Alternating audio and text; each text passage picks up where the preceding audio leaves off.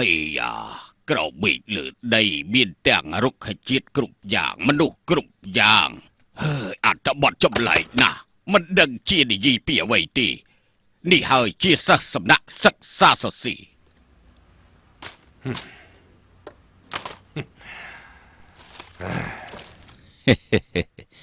លោកម្ចាស់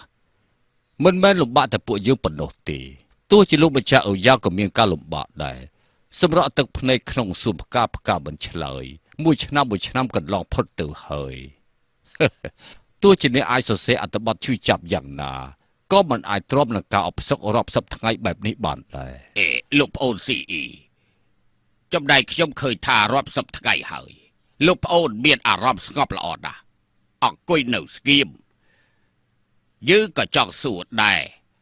សម្ដេចសិក្សាមានវិធីល្អយ៉ាងណាដែលបំបត្តិការស្មុគស្មាញទាំងនេះបានសូមលោកម្ចាស់គុំលេសើចអីខ្ញុំចង់និយាយថាអត្ថបទរបស់លោកអូយ៉ាងអ្នករៀនក៏អាចមើលបានស្រីចម្រៀងក៏អាចយកមកច្រៀងបានមិនថាប្រុសមិនថាស្រីក្មេងចាស់មនុស្សប្រភេទណាក៏ចូលចិត្តបើមានមនុស្សច្រើនយ៉ាងនេះចូលចិត្តលោកអូយ៉ាងមានរឿងអីអបសុកពិបាកចិត្តនោះស៊ូអ៊ីមិនចាំបាច់និយាយអីវែងឆ្ងាយទេតាមខ្ញុំយល់យើងរយៈពេលជាមួយខែហូបនៅទីនេះស្នាក់នៅទីនេះក៏ហីទៅចុះក៏ប៉ុន្តែនៅច្រកជួលមានកងទ័ពប្រចាំការនេះមិនមែនពិនិត្យអត្ថបទនេះគេហៅថាជាប់គុក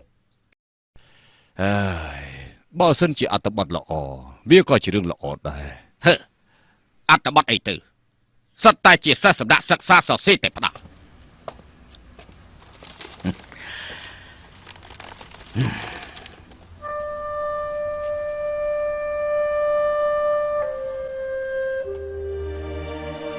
អត្ថបទរបស់ស៊ូស៊ឺប្រហែលជាចង់ល្អជាងយើងទៅ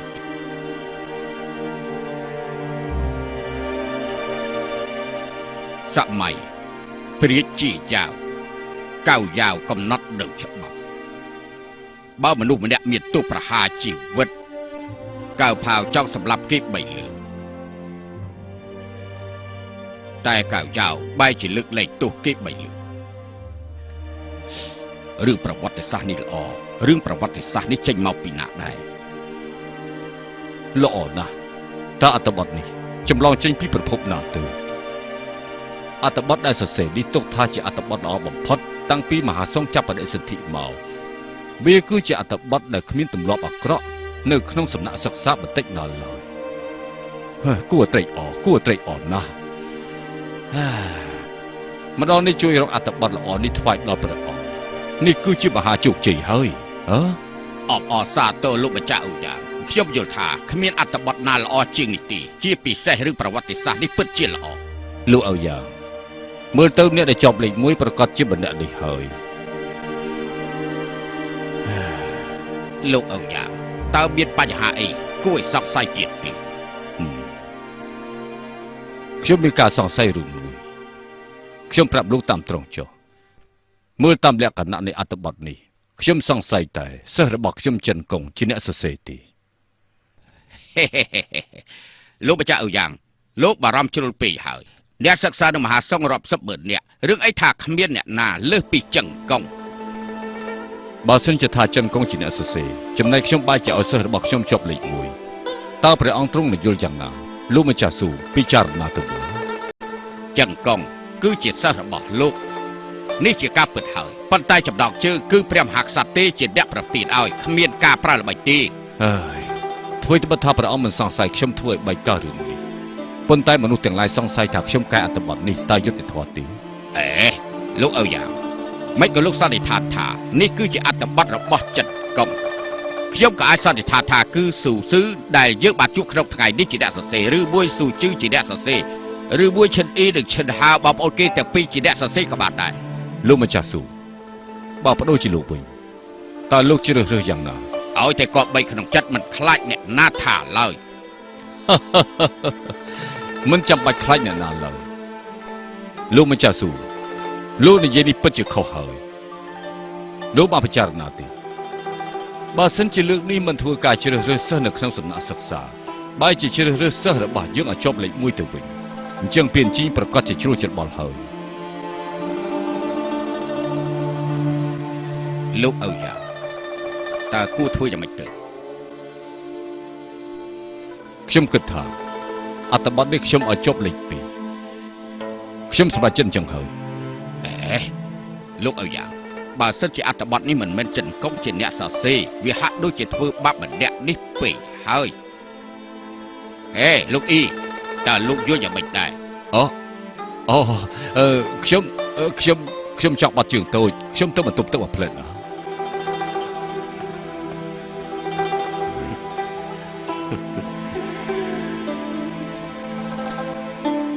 លោកម្ចាស់ស៊ូបើសិនជាធ្វើបាបគេម្នាក់ឯងអញ្ចឹងអ្នកសិក្សាទាំងឡាយនៅក្នុងលោកប្រកាសជាលែងពិបាកហើយ អាណាយើងមកចេញខាងមើលចុះតែចាំមិនមើលច្បាស់មើលតែមិនឃើញឈ្មោះរបស់ខ្ញុំទេខ្ញុំជាប់ហើយឈ្មោះរបស់ឯងដូចជាឃើញខ្ញុំជាប់ហើយហើយជាប់ដែរខ្ញុំក៏មានឃើញដែរខ្ញុំពីដើរដល់ក្រោមដូចមិនតាន់មានចាំខ្ញុំជាប់ហើយខ្ញុំជាប់ខ្ញុំក៏ជាប់ដែរខ្ញុំជាប់ហើយអីអារបស់ខ្ញុំទេខ្ញុំជាប់ខ្ញុំទៅអត់ដែរខ្ញុំជាប់ហើយអត់មានឈ្មោះរបស់ខ្ញុំទេ ចាំបាននេះថាខ្ញុំធ្លាក់ហើយមិនចេះอย่าไปថាខ្ញុំប្រហែលជាធ្លាក់ហើយនោះពីព្រោះឃើញឈ្មោះរបស់ខ្ញុំទេខ្ញុំក៏អញ្ចឹងដែរយើងនៅសំណាក់សិក្សាជាង10ឆ្នាំទីបំផុតប្រឡងមិនជាប់អយុធធម៌ពេកហើយឪយ៉ាងសៀវហួសហាត់ពេកហើយក្នុងនាមជាមនុស្សសំណាក់សិក្សាគ្មានអាណាជាប់មិនបានជាអញ្ចឹងត្រូវហើយយើងទៅតវ៉ាជាមួយឪយ៉ាងសៀវអយុធធម៌ណាស់ គេធ្វើនេះហាក់ដូចជាធ្វើបាបសិស្សសម្រាប់សិក្សាពេកហើយពួកយើងទៅតវ៉ាយើងមើលតាមានឈ្មោះរបស់ខ្ញុំទេមានឈ្មោះរបស់នេះទេអត់ឃើញផងមនុស្សបែបនេះមិនជាប់កហិតចោះសូមអបអរសាទរបងជើងគូប្រឡងជាប់លេខ 1 បើខ្ញុំជាប់លេខ 1 គេប្រកាសជាចោទថាលោកគ្រូខ្ញុំមិនធូរដៃខ្ញុំជាមិនខាងទេបងជើងគូកុំអារម្មណ៍មន្ត្រីត្រួតពិនិត្យការប្រឡងមិនមែនលោកម្ចាស់ឪយ៉ាងម្នាក់ឯណាម្យ៉ាងទៀតអត្ថបទរបស់យើងប្រឡងគឺបងជាអ្នកចម្លងអ្នកពិនិត្យกระดาษប្រឡងអត់ឃើញអក្សរពួកយើងចំណាំយើងមិនបានបើគេចង់ចោទយើងគេចង់ធ្វើឲ្យក៏បានដែរមិនអីទេចិត្តមនុស្សស្មានមិនត្រូវទេចាំងមួយជីក្រាបទូលឲ្យឪយ៉ាងសៀវចូលកលយើងត្រូវការមើលអត្ថបទរបស់ស៊ូស៊ឺក្រាបទូល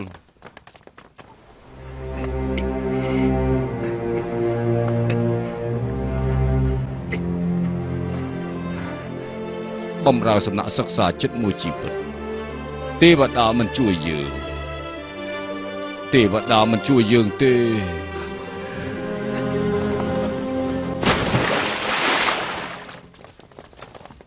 ទៅ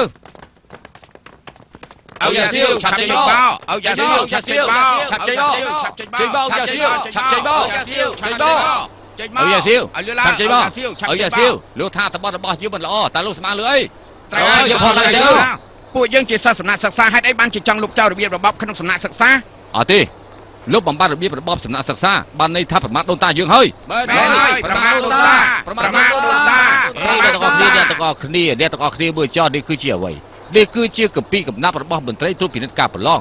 គេនៅក្នុងសំណាក់ប្រឡងតែកំណាប់តាមានអារម្មណ៍ឯណាមកមើលអត្ថបទរបស់ពួកយើងនោះតើបែបទេមែនហើយម្យ៉ាងទៀតមន្ត្រីនេះគេប្រមាថពួកយើងនៅក្នុងកំណាប់របស់គេទៀតផង ធ្វើចាំប្រទេសផ្ដាស់ពេកហើយឆាប់អានទៅលើក្នុងកំណាប់ឲ្យយ៉ាងសៀវចោទថាពួកយើងគឺជាដង្កូវនាងអ្នកទាំងអស់គ្នាចាំស្ដាប់ណាក្នុងនាមជាអ្នកសិក្សាប៉ុន្តែសរសេរអត្ថបទដូចជាដង្កូវនាងដែលស៊ីស្លឹកងន់ថាម៉េចគេថាពួកយើងជាដង្កូវនាងហ្នឹងមានទៀតគេដៀលថាពួកយើងជាសត្វស្រមោចប្រៀបដូចជាស្រមោចដែលសំងំយកសុកដឹងតែពីខ្យល់អាកាសល្អពួកហេតុពេកហើយបាទយើងពេកហើយដូចជាពេកហើយយើងពេកហើយតមកស៊ឺពីបោះធំហើយមានរឿងអីសិស្សសំណាក់សិក្សាកំពុងតែឡំប៉សំណាក់លោកគ្រូឲ្យយ៉ាង ទៅយើងអូយ៉ាសៀវឆាប់ចេញបោឆាប់ចេញបោយ៉ាសៀវឆាប់ចេញបោឆាប់ចេញបោអ្នកទាំងអស់គ្នានៅស្ងៀមអ្នកទាំងអស់គ្នាមិនដឹងទេឃ្លាទាំងនេះសិតតែជាសិស្សរបស់អូយ៉ាងសៀវគឺចិនតុងជាអ្នកសរសេរហើយពួកយើងមកខ្លាំងណាស់ឆាប់ចេញបោឆាប់ចេញយ៉ាសៀវឆាប់ចេញបោឆាប់ចេញបោឆាប់ចេញបោឆាប់ចេញបោ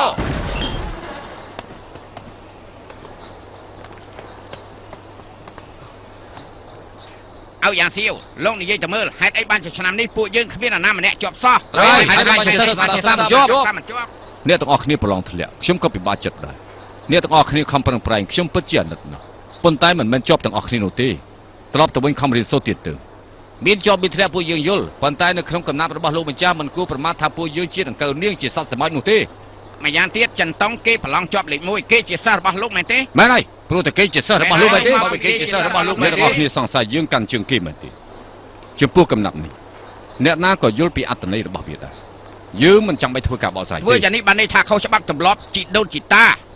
របៀបរបបសំណាក់សិក្សាប្រើមិនកើត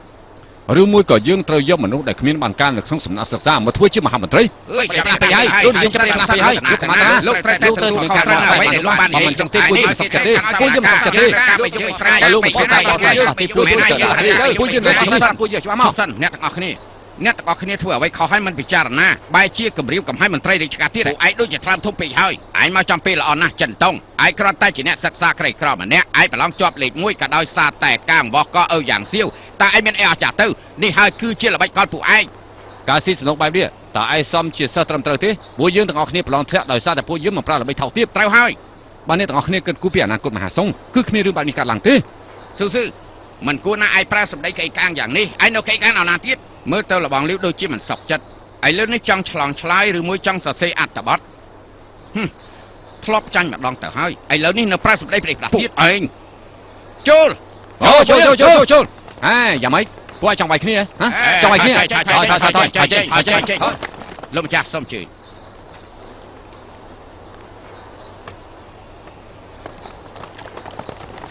រឿងនេះមិនទាន់ចាប់ទេទៅយើងទៅ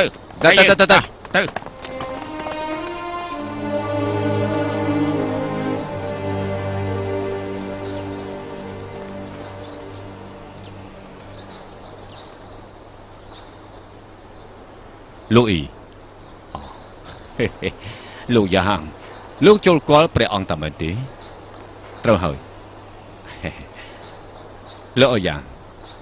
ធាតុអាកាសថ្ងៃនេះពិតជាល្អណាស់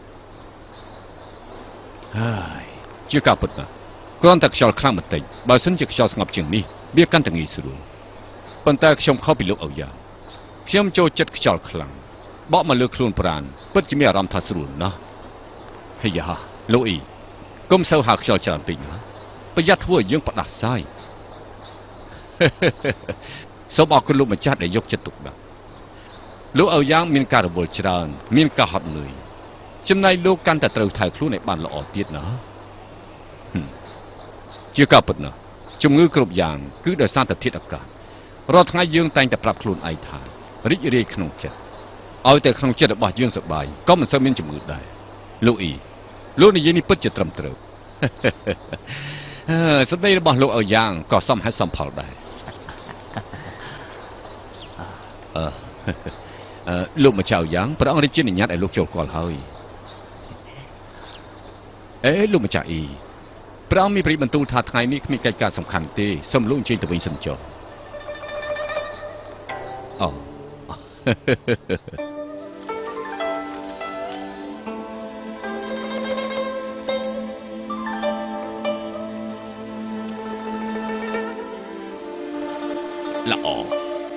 ល្អណាស់អត្ថបទស៊ូនិយាយពីចរិតល្អឬអាក្រក់យើងយល់ថាល្អនោះគឺជាអ្វីដែលយើងគិត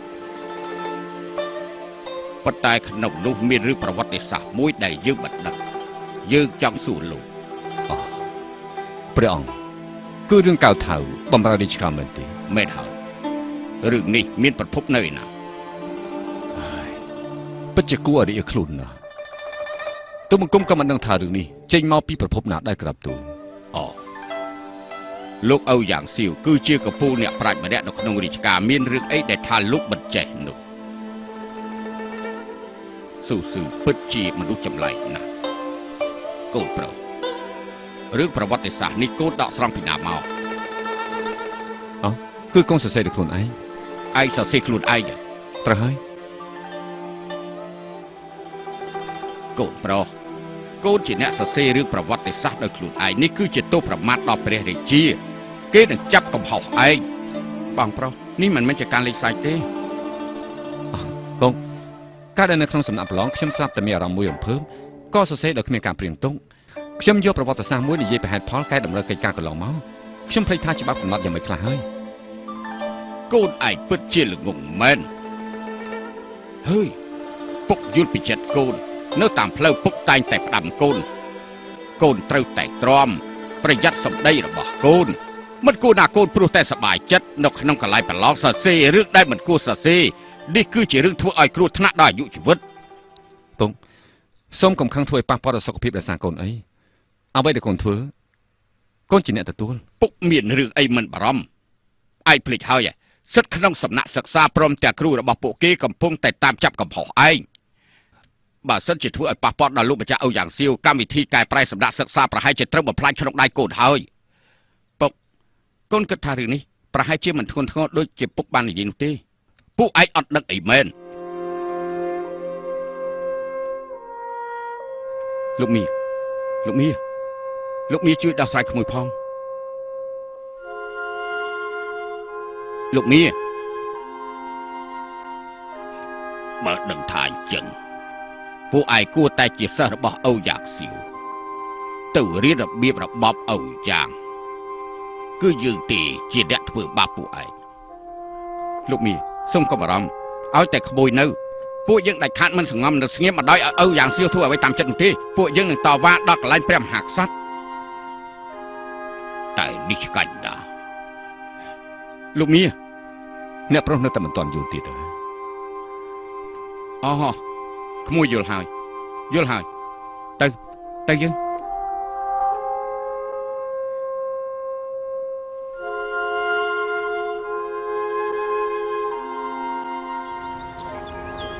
ตุ้งสกอเตอร์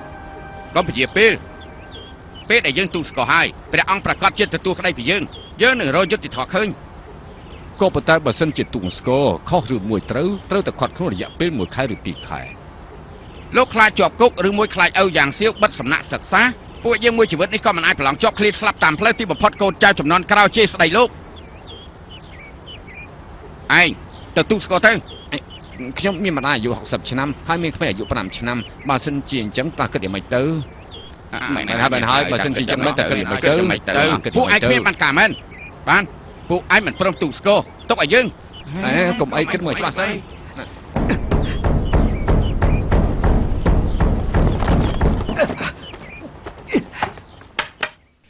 យើងឮថាថ្ងៃនេះមានគេបោះទូស្គរផ្ដឹកផ្ដាល់មិនដឹកជាមានរឿងអី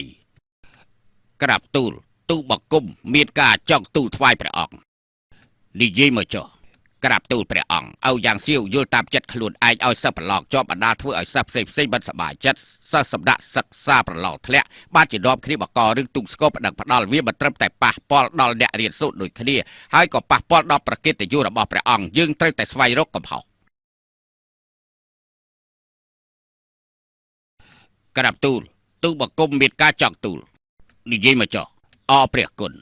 អត្តបទល្អឬអាក្រក់មិនមែនស្រេចទៅលើឲ្យយ៉ាងសៀវជាអ្នកអាកាត់ដោយខ្លួនឯងពួកទូបកុំក៏មានសិទ្ធិក្នុងការឲ្យតម្លៃប្រឡងធ្លាក់មិនអាចបន្ទោសខ្លួនឯងរៀនមិនបានដល់បែរជាបន្ទោសមន្ត្រីពិនិត្យការប្រឡងទៅវិញនោះបានន័យថាជាកំហុសខ្លួនឯង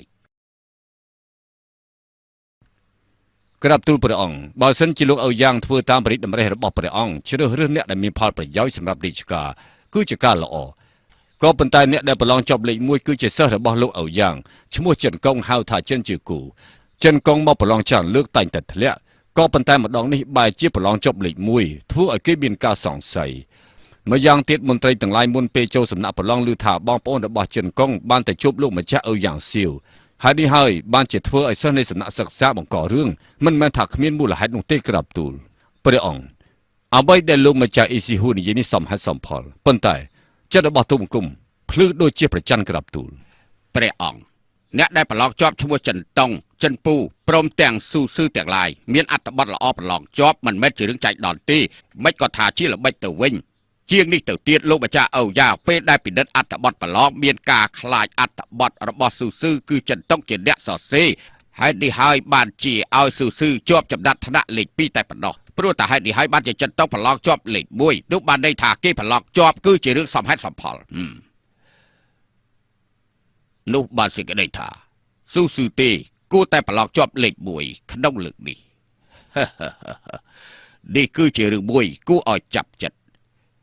គិតច្រើនសោកស្ដាយច្រើនជាទូនាទីរបស់មន្ត្រីអស់លោកពិនិត្យការប្រឡងមិនចាំបាច់ខ្វល់ច្រើនពីទេព្រះគុណព្រះអង្គព្រះអង្គមានសិស្សសម្ដាក់សិក្សាព្រោះតែប្រឆាំងការអយុត្តិធម៌ក្នុងការប្រឡងក៏លូតទឹកសម្រាប់ខ្លួនព្រះអង្គមានទ្រង់ជ្រាបទេក្រាបទូលថាម៉េច អូយ៉ាងសៀវមានរឿងបែបនេះផង ក្រាបទូលពិតជាមានរឿងចឹងមែនក៏ប៉ុន្តែទូបង្គំធ្វើអ្វីក៏ដោយគឺទៅតាមយុត្តិធម៌ក្រាបទូល ព្រះអង្គសម្ដេចសិក្សារាល់ថ្ងៃនៅរាជធានីពៀនជីកបកករឿងតាមផ្លូវលោកម្ចាស់អូយ៉ាងមិនរវីរវល់ជាងនេះគឺមិនធ្វើការដោះស្រាយធ្វើយ៉ាងនេះគឺមិនបានគិតគូរដល់សភាពការទាំងមូលបើសិនជាយ៉ាងនេះតទៅមុខទៀតទូបង្គំខ្លាចក្រែងបើសិនជាសិស្សសម្ដេចសិក្សាមានគំនុំខ្លាំងវាប៉ះពាល់ដល់សវត្ថិភាពរបស់មហាសង្ឃព្រះអង្គសិស្សទាំងនេះបកករឿងយកសេចក្តីស្លាប់មកគម្រាមរាជការមានគំនិតអាក្រក់រាជការមិនត្រូវបណ្ដោយគេពេកទេ ព្រះអង្គសិស្សទាំងឡាយរួមឈ្មោះថ្វាយសារមួយច្បាប់ដើម្បីទូងស្គាល់ធ្វើការប្តឹងផ្តល់កន្លងមករាជការមិនដែលជួបនេះមិនមែនជារឿងតូចតាចទេសម្ដីរបស់ប្រជារាស្ត្រខ្លាំងជាងទឹកជំនន់ដើម្បីកុំឲ្យមានបញ្ហាកើតឡើងតទៅទៀត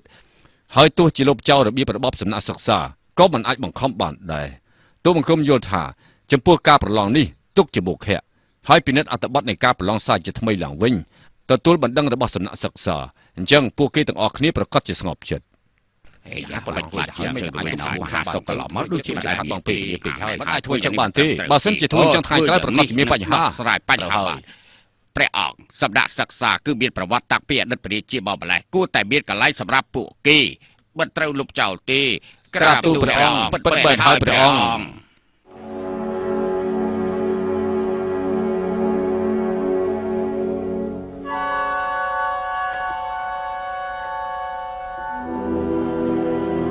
សូមព្រះអង្គមានព្រះតម្រេះសូមព្រះអង្គមានព្រះតម្រេះ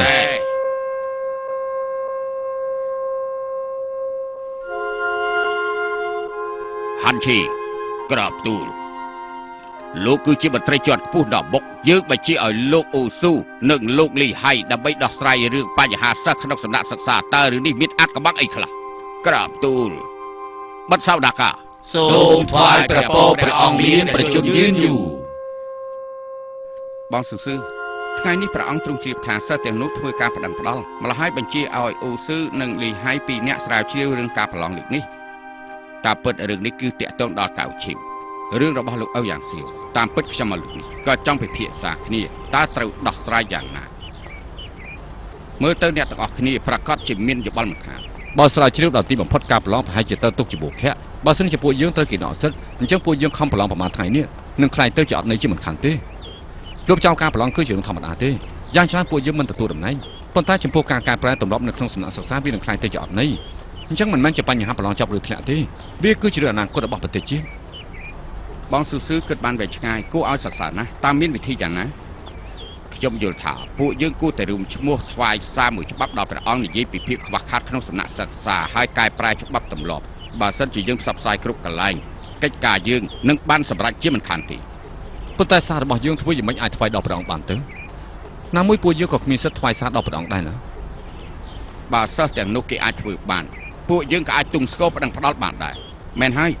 យើងប្រើវិធីរបស់ពួកគេមកតវ៉ាជាមួយពួកគេវិញប៉ុន្តែអ្នកណាទៅទុំស្គរនេះ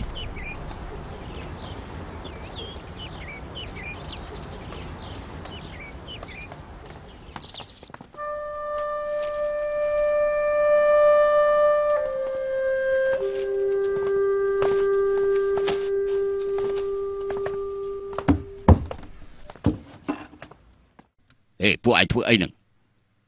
អ្នកណាឲ្យពួកឯងយកមកខ្ញុំក៏ធ្លាប់លើឈ្មោះរបស់លោកម្ចាស់ស៊ូយៀនដែរខ្ញុំជាមន្ត្រីបាងស៊ុយមកដើម្បីជួបលោកអូការពិតគឺលោកម្ចាស់វាងលោកធ្វើយ៉ាងនេះហាក់ដូចជាគួរសមពេកវាមិនសមតតតែលោកស៊ូមិនចាំបាច់គួរសមអីទេខ្ញុំឮថាលោកមិនស្រួលខ្លួនមែនទេសូមជើញអង្គុយទៅអរគុណលោកម្ចាស់វាងពេលនេះខ្ញុំបានជាច្រើនហើយសូមជើញអង្គុយសូមជើញ លោកស៊ូយើងទាំងពីរនាក់សុទ្ធតែជាអ្នករៀនសូត្រជ្រៅជ្រះលោកមិនចាំបាច់គួរសមពេកទេដូច្នេះខ្ញុំយកស្រានេះដើម្បីគួរសមចំពោះលោកមិនចាំបាច់គួរសមពេកទេខ្ញុំគ្រាន់តែជារាជសម្បត្តិបណ្ដោះទេធ្វើយ៉ាងណាអាចរួមតុកជាមួយនឹងមន្ត្រីជាន់ខ្ពស់របស់រាជការបានលោកស៊ូមិនចាំបាច់និយាយដល់ម្លឹងទេអូនមិនបានជាមិនឃើញកូនទាំងពីរដែលប្រឡងចប់របស់លោកមកទីនេះកូនទាំងពីរកំពុងតែសិក្សាធម៌ព្រះជាមួយបដិជគុណជាស៊ីក មិនចាំបាច់ខ្ញុំឲ្យកូនទាំងពីរនិមន្តបដិជគុណជាស៊ីកមកជួបលោកម្ចាស់ក៏បានដែរមិនចាំបាច់ទេមិនចាំបាច់ទេចាំលើក្រោយចាំជួបក៏បានដែរណាអ្នកដែលទុំស្គរត្រូវតែជាប់គុក បើគ្មានអាណាទូងស្គរគិតយ៉ាងម៉េចទៅ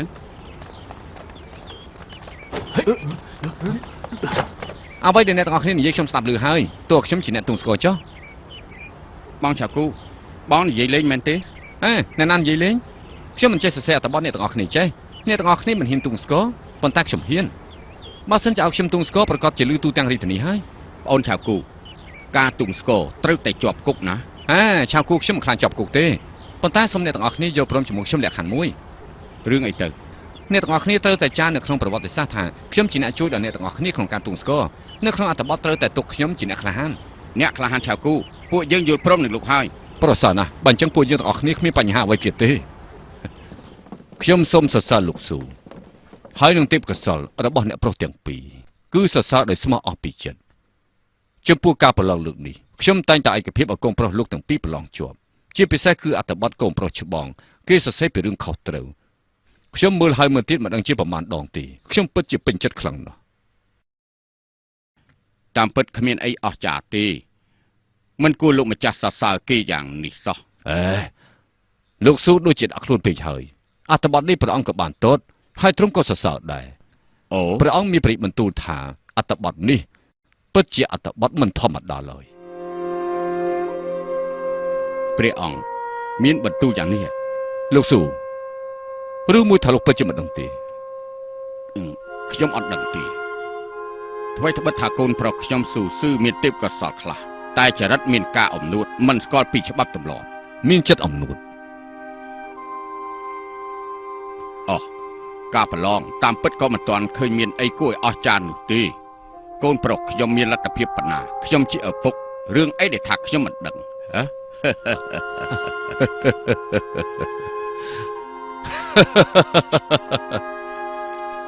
សុឆាមើលប្រចាំនៅលើមេឃនឹកនេះដល់ស្រុកកំណត់ហើយមែនទេបងប្រុសហេតុអីបានជានឹកដល់ស្រុកវិញពេលដែលទៅឆ្ងាយតែងតែនឹកដល់ស្រុកកំណើតសុខភាពរបស់ម៉ែមិនដឹងថាយ៉ាងម៉េចទៅហើយទេបងពិតជាបារម្ភចំពោះម៉ែណាស់ម្យ៉ាងទៀតប្រពន្ធរបស់ពួកយើងប្រហែលជាសម្បត្តិទឹកភ្នែកពេលដែលពួកយើងមិននៅហើយក៏ប្រហែលជាយំដល់ថ្ងៃរះដែរបងប្រុសនិយាយយ៉ាងនេះខ្ញុំក៏នឹកស្រុកកំណើតដែរបងនៅចាំពេលដែលពួកយើងធ្វើដំណើរមកពុកបានផ្ដាំពួកយើងឲ្យប្រយ័ត្នប្រយែងគ្រប់យ៉ាងតែពេលនេះពួកយើងបង្ករឿងធំធ្វើឲ្យពុកមានការបារម្ភ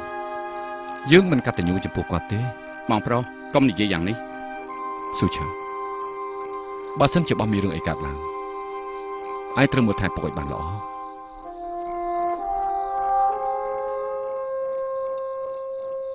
សម័យកាលព្រះរាជាយ៉ាវ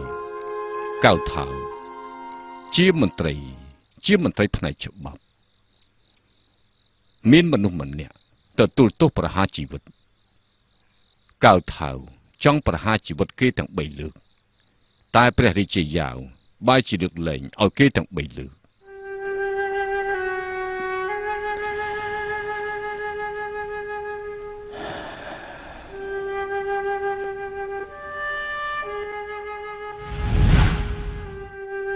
ខ្ញុំអត់ដឹងទេកូនប្រុសខ្ញុំមានចិត្តអំនួតជួនកាលខុសពីច្បាប់ទម្លាប់ទៀតផង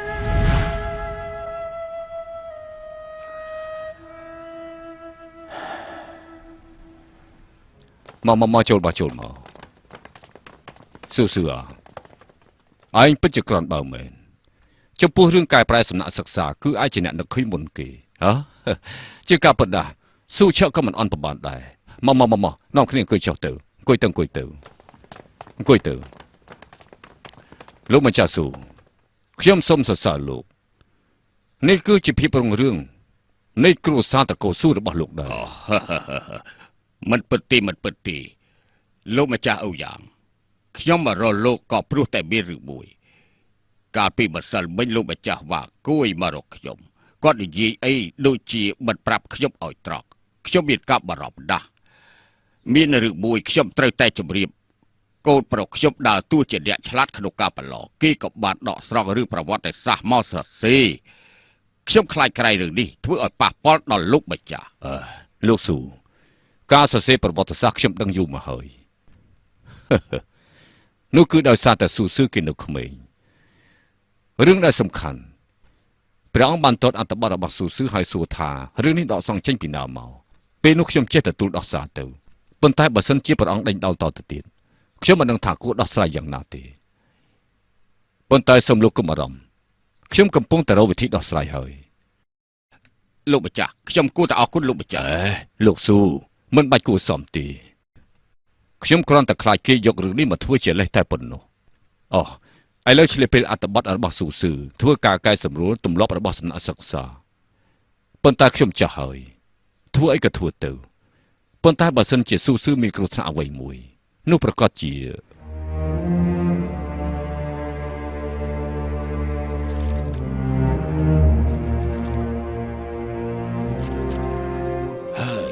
រឿងប្រវត្តិសាស្ត្រនេះដកស្រង់ចេញពីណាមក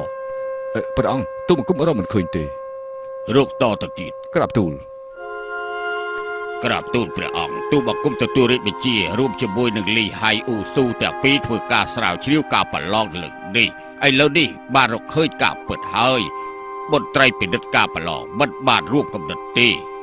ចំពោះសិស្សដែលសម្លាប់ខ្លួនទូលបង្គំក៏បានដោះស្រាយរួចរាល់ដែរក្រាបទូលលោកម្ចាស់អូយ៉ាងសៀវថ្មីត្បិតថាមិនបានសុំកលុំក៏ប៉ុន្តែសិស្សសម្រាប់សិក្សានៅតែមិនអស់ចិត្ត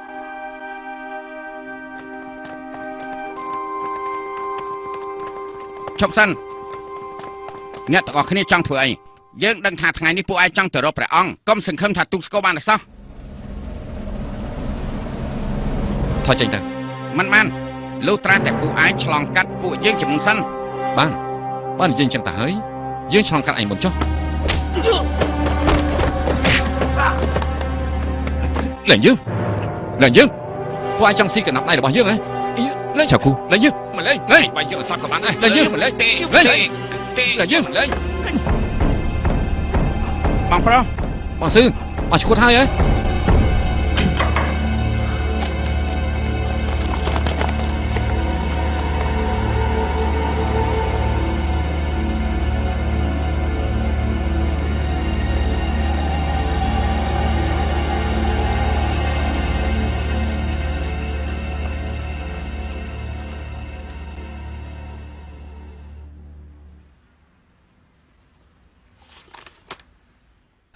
មន្ត្រីប្រឡោជាប់ប្រចាំឆ្នាំស៊ូស៊ឺទូស្គររួចទៅហើយពេលនេះសិស្សទាំងអស់គ្នានៅមុខសម្ដាក់រងចាំរាជការអាកាត់រឿងនេះ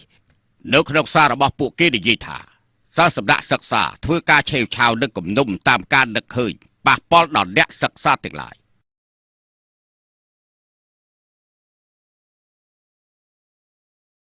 មន្ត្រីទទួលខុសត្រូវការប្រឡងអូយ៉ាងសៀវក្រាបទូល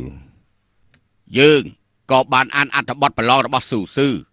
យើងយល់ថាមានការលេចធ្លោលើសគេក្នុងនោះរឿងរបស់កៅថាបម្រើរាជការជាប្រវត្តិសាស្ត្រមិនដឹងថាស្រង់ចេញមកពីណាលោកគឺជាមេដឹកនាំមន្ត្រីស្រាវជ្រាវផ្នែកអក្សរសាស្ត្រមហាសង្ឃលោកនិយាយទៅមើលប្រវត្តិសាស្ត្រនេះតើស្រង់ចេញមកពីណាដែរក្រាបទូលព្រះអង្គទូលបង្គំក៏មិនទាន់ដឹងដែរហានចិនលោកគឺជាមន្ត្រីស្រាវជ្រាវប្រវត្តិសាស្ត្រលោកមានដឹងទេប្រវត្តិសាស្ត្រនេះស្រង់ចេញមកពីណាទូលបង្គំដឹងថាល្អតែមិនដឹងដែរព្រះអង្គបីក៏មិនក៏ហៅស៊ូស៊ឺចូលមកដើម្បីសួរឲ្យបានច្បាស់ទៅមើលព្រះអង្គមិនអាចធ្វើអញ្ចឹងបានទេស៊ូស៊ឺគ្រាន់តែជាសិស្សដែលប្រឡងចប់ថ្មីម្នាក់តែប៉ុណ្ណោះមិនទាន់ទទួលតំណែងក្នុងរាជការកន្លងមកក៏មិនដែលមានបើសិនជាធ្វើដូច្នេះគឺជារឿងខុសច្បាប់ទម្លាប់ឲ្យក្រាបទូលសូមព្រះអង្គមានព្រះរាជតម្រិះគេថាអ្នកយល់ដឹងគឺជាអ្នកចេះអ្នកដែលមិនយល់គឺបានន័យថាមិនចេះលោកម្ចាស់លីជាមនុស្សចេះដឹងម្នាក់សូមលោកម្ចាស់លីជួយបកស្រាយពីរឿងប្រវត្តិសាស្ត្រនេះទៅមើល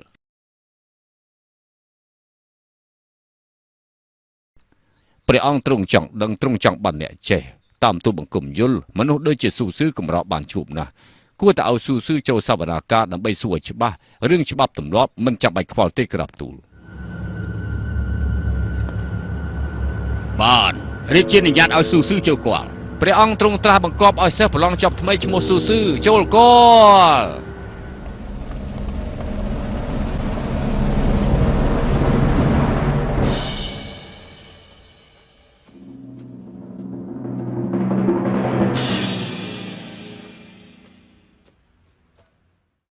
សិស្សប្រឡងចោតថ្មីឈ្មោះស៊ូស៊ឺចូលកព្រះអង្គតាមការត្រាស់បង្គាប់សូមថ្វាយប្រពោព្រះអង្គមានប្រជញ្ញយឺនយូរ ស៊ូស៊ឺក្រោកឡើង អរព្រះគុណព្រះអង្គ យើងឮថាលោកជាអ្នកទុំស្គរប្តឹងផ្ដាល់លោកដឹងទេហេតុអីបានជាយើងឲ្យលោកចូលគាល់ ក្រាបទូលព្រះអង្គទូលបង្គំមិនដឹងទេ យើងរាជានុញ្ញាតឲ្យលោកចូលគាល់និយាយពីរឿងល្អឬអាក្រក់ក្នុងសំណាក់សិក្សាក្នុងនាមពិភាក្សាការងារនេះ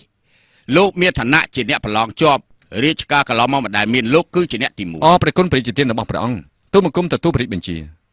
យើងបានអានអត្ថបទរបស់លោកយល់ថាល្អណាស់នៅក្នុងអត្ថបទរបស់លោកយករឿងប្រវត្តិសាស្ត្រកាលថាបម្រើជាតិគឺដកស្រង់ចេញពីណា ក្រាបទូលព្រះអង្គអ្វីដែលទូលបង្គំសរសេរគឺទូលបង្គំសរសេរដោយខ្លួនឯង យ៉ាប់តែសរសេរដោយខ្លួនឯងបើសរសេរខ្លួនឯងសរសេរខ្លួនបិទត្រូវទេមិនថាសរសេរខ្លួនឯងស៊ូស៊ឺថ្លាធំហ៊ានប្រមាថខកព្រះអង្គយ៉ាងនេះ ព្រះអង្គស៊ូស៊ឺប្រមាថដល់ព្រះអង្គនេះគឺជាកំហុសធ្ងន់ធ្ងរត្រូវតែប្រហារជីវិតគេ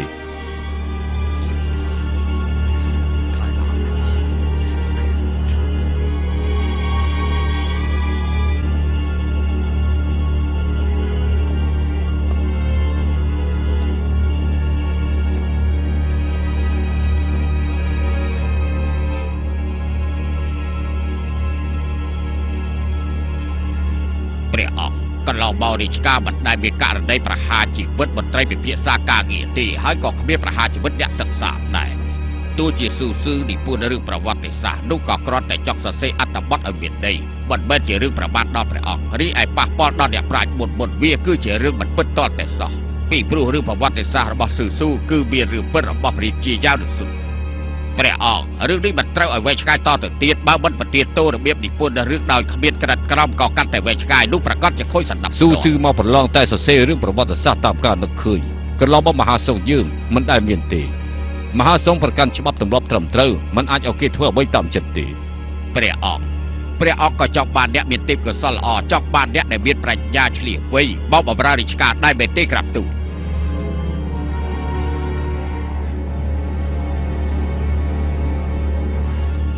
ព្រះអង្គ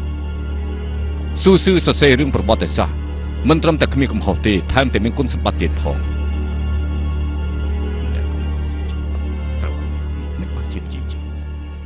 ហេតុអីទៅ ទូលបង្គំមានមូលហេតុរបស់ទូលបង្គំពាក្យដែលថាស៊ូស៊ឺនិពន្ធដល់ខ្លួនឯងមិនមែននិពន្ធដល់ខ្លួនឯងផ្ទាល់ទេហេតុអីទៅពេលព្រោះស៊ូស៊ឺនិយាយនោះគឺជីវប្រវត្តិនោះបានសេចក្តីថាគឺយោងទៅតាមគម្ពីរផ្សេងដកស្រង់ចេញមកហើយធ្វើការសរសេរមិនមែនចម្លងតាមគម្ពីរទាំងស្រុងទេដូច្នេះហើយនេះគឺជារឿងដែលស៊ូស៊ឺសរសេរតាមការដកស្រង់របស់គម្ពីរទាំងឡាយបានន័យថាស៊ូស៊ឺយល់ពីអត្ថន័យនៃអ្នកប្រាជ្ញទាំងនេះច្បាស់លាស់ហើយមិនចាំបាច់និយាយថាដាច់ខាតត្រូវតែជារឿងពិតដូច្នេះហើយយើងមិនអាចថាជាការនិពន្ធប្រវត្តិសាស្ត្រនោះទេនៅក្នុងសំណាក់សិក្សាគឺមានកំណត់និយាយអ្វីក៏ដោយត្រូវតែមានកិត្តក្រមតាមគម្ពីរក៏ប៉ុន្តែស៊ូស៊ឺដកស្រង់ហើយសរសេរដោយខ្លួនឯងនេះគឺជាស្នាដៃថ្មីរបស់គេដូច្នេះស៊ូស៊ឺមិនត្រឹមតែគ្មានកំហុសទេថែមទាំងត្រូវទទួលគុណសម្បត្តិទៀតផងក្រាបទូល លោកបញ្ជាក់សំជានេះសំជាប្រពន្ធប្រៃសំបិទបិទហើយខ្ញុំក៏យល់ថាចឹកដែរ ព្រះអង្គទូលបង្គំមានការចង់ទូលថ្វាយ និយាយចុះ អ្វីដែលទូលបង្គំសរសេរនោះគឺទូលបង្គំជាអ្នកនិពន្ធដោយខ្លួនឯងមែនព្រះអង្គឥឡូវស៊ូស៊ឺគេបានសារភាពថាគេជាអ្នកនិពន្ធដោយខ្លួនឯងផ្ទាល់បានន័យថាគេត្រូវតែមានទោសបើព្រះអង្គមិនប្រហារជីវិតស៊ូស៊ឺទេសូមប្រទានទោសមកទូលបង្គំចុះ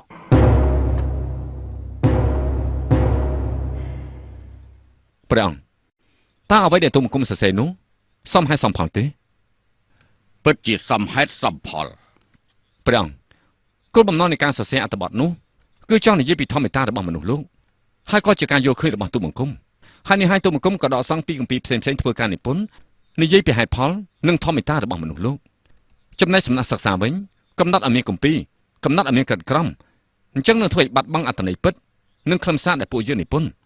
ម្យ៉ាងទៀតអ្វីដែលទូលបង្គំបានសរសេរនោះគឺស្ដីពីធម្មតាពិតរបស់មនុស្សលោកទូលបង្គំមិនចង់ធ្វើការប្រកែករឿងផ្សេងដែលធ្វើឲ្យប៉ះពាល់ដល់ផលប្រយោជន៍របស់ទូលបង្គំទេអ្នកណាខុសអ្នកណាត្រូវសូមព្រះអង្គមានព្រះរាជតម្រិះចុះ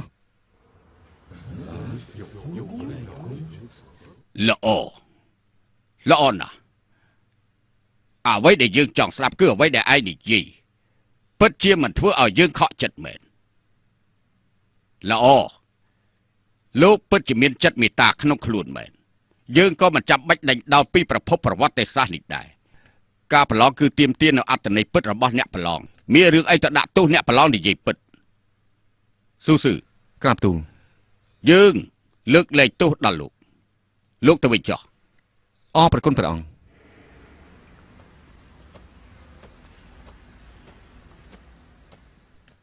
លោកចង់គម្រាបដល់ព្រះអង្គចង់ឲ្យព្រះអង្គមានកំហុសដូចជាលោកដែរបែបទេព្រះអង្គមន្ត្រីផ្ដល់យោបល់គឺមានហេតុផលរបស់មន្ត្រី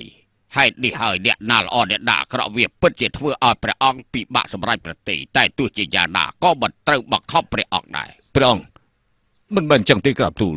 ក្រោកឡើងមកតាមពិតនេះក៏ជាទូនីតិរបស់លោកដែរយើងមិនបន្ទោសលោកទេ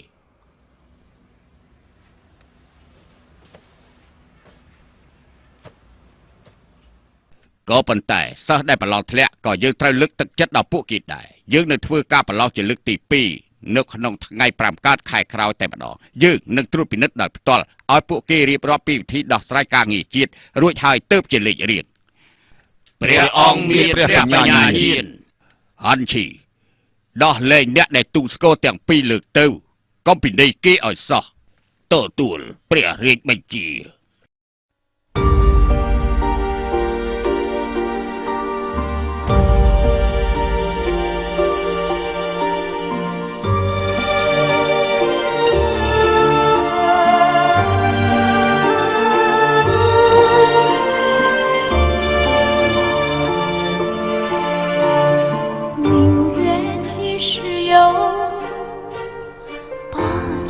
问青天，不知天上宫阙，今夕是何年？我欲乘风归去，又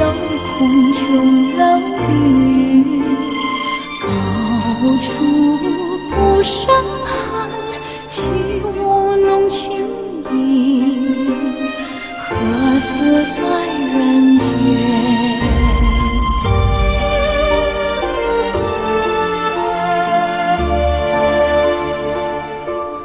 转